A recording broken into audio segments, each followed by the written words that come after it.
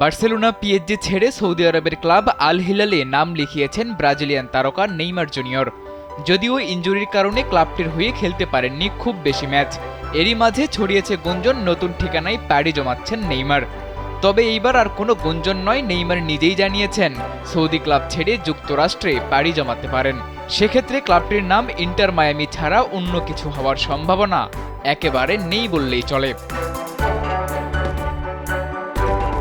সম্প্রতি গ্লোব সকার অ্যাওয়ার্ডে player career award জেতা Neymar সাক্ষাৎকার দিয়েছেন CNN স্পোর্টসে, যেখানে তিনি প্রকাশ করেছেন এমন চমকপ্রদ তথ্য। ইন্টার মায়ামিতে মেসি সুয়ারেজের সঙ্গে যোগ দেওয়ার সম্ভাবনা প্রসঙ্গে নেইমার জানান, মেসি ও সুয়ারেজের সঙ্গে আবারও খেলতে পারাটা তার কাছে একরকম অবিশ্বাস্য। সেই সাক্ষাৎকারে ব্রাজিলিয়ান এই তারকা জানান, মেসি সুয়ারেজের সাথে তার প্রায়ই আলাপ হয়। যে কোনো ক্লাবের আক্রমণ ভাগে তাদের এই ত্রয়ীকে পুনর্জীবিত করা আকর্ষণীয় ব্যাপার বলে মন্তব্য করেছেন তিনি। আল হিলালে বেশ সুখে থাকলেও ফুটবলে যে কোনো সময় যে কোনো কিছু হতে পারে তা স্মরণ করে দিয়েছেন নেইমার জুনিয়র।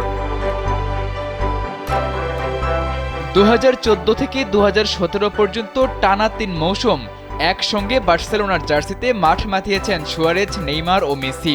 বার্সা তো বটেই, সেই সময় ক্লাব ফুটবলের ইতিহাসের সেরা আক্রমণ ভাগ দেখেছিল ফুটবল প্রেমীরা। 2014-15 মৌসুমে বার্সাকে ট্রেবল জেতানোর পাশাপাশি এই ত্রিফলা আক্রমণ ভাগের কাছ থেকে এসেছে 364 গোল।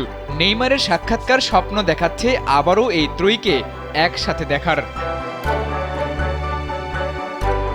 সর্বশেষ 2017 সালে এই 3 তারকাকে একসঙ্গে দেখেছিল ফুটবল বিশ্ব। নেইমারের বিদায়ে ভেঙেছিল এই ত্রিফলা জুটি। একই পথ ধরে 2020 সালে বার্সা ছাড়েন সুয়ারেজ। 1 বছর পর মেসিও বাধ্য হন বার্সেলোনা ছাড়তে।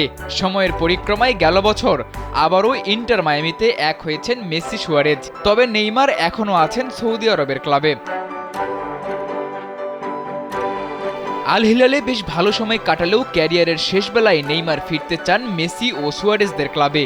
চুক্তির মেয়াদ এবছর শেষ হলে তবে কি ফের দেখা মিলবে বিশ্বের সেরা আক্রমণ ভাগের? উত্তর পেতে অবশ্য করতে হবে অপেক্ষা। তার সাথে আছে বেশ কিছু যদি কিন্তুর আলাপ। সাদাতুর রাফি, কালবেলা।